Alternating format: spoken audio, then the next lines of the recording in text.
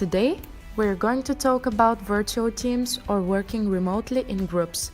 To start with, I would ask my guest to introduce herself and tell me why she has decided to ask for tips on this topic.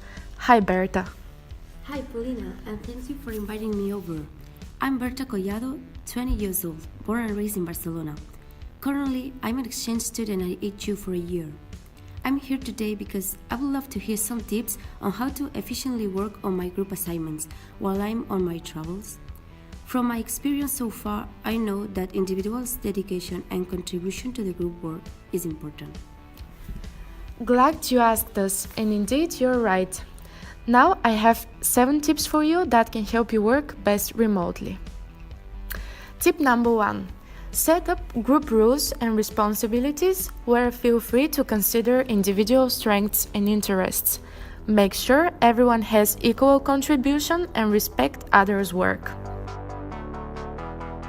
Tip number 3. Determine the deadlines. Think what needs to be done, in what order, and by when. This way, the workload is being taken with ease, step by step. Tip number 4.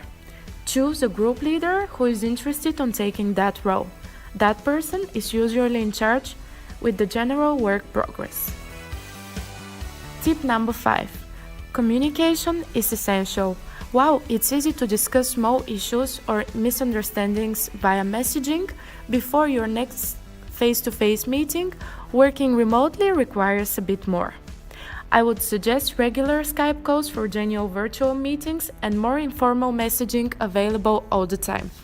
Other advanced tools are Slack, Monday.com, Josso, Beerkeeper, etc. Those allow you to follow the activity/newsfeed of your peers, as well as to time manage, chat, discuss threads, share files, and manage tasks.